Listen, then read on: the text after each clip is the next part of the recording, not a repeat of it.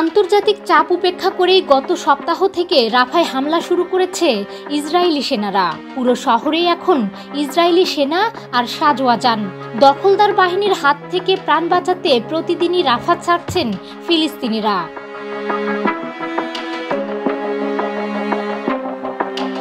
আল জাজিরার প্রতিবেদনে বলা হয়, জাবালিয়া ও দক্ষিণাঞ্চলের রাফায় ইসরায়েলি সেনা ও ফিলিস্তিনি সশস্ত্র সংগঠন হামাস যোদ্ধাদের সঙ্গে তুমুল লড়াই চলছে।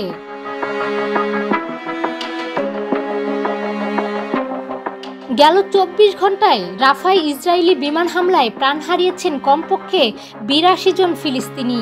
আর রাফা ছেড়ে নিরাপদ আশ্রয়ের খোঁজে চলে গেছেন ৫.৫ লাখেরও বেশি ফিলিস্তিনি।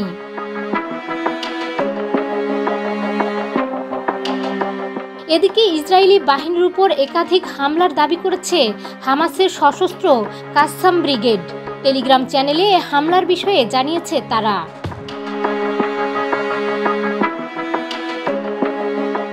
কাসাম ব্রিগেডের মুখপাত্র আবু ওবায়দা বলেন, গত ৪ দিনে ইসরায়েলের ৭১টি যান পুরোপুরি বা আংশিকভাবে ধ্বংস করেছে তারা।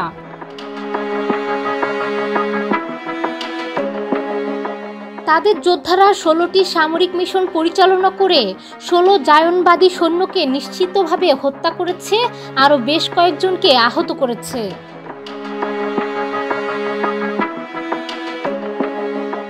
এছাড়া রাফার আরসালামে ইয়াসিন ১০৫ রকেট দিয়ে ইসরায়েলি সেনাবাহিনী রণতরী ধ্বংস করা হয়েছে, এতে বেশ কয়েকজন নিহত হয়েছে। এছাড়া রাফার পূর্বাঞ্চলে ইসরায়েলি সামরিক বুলডোজার উড়িয়ে দেওয়া হয়েছে।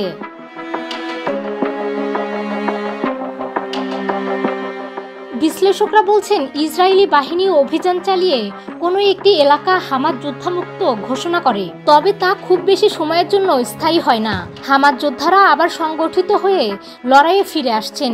৭ মাসের এই যুদ্ধে গাজায় এটাই সবচেয়ে পরিচিত চিত্র হয়ে দাঁড়িয়েছে।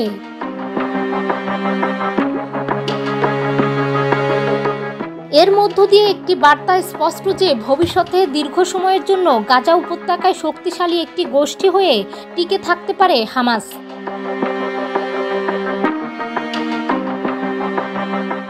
ইসরায়েলের প্রধানমন্ত্রী বেনিয়ামিন নেতানিয়াহু বারবার হামাসের বিরুদ্ধে সম্পূর্ণ বিজয় অর্জনের প্রতিশ্রুতি দিলেও গেল ৭ মাসে হামাসকে নির্মূল বা পরাজিত কোনোটিই করতে পারেনি।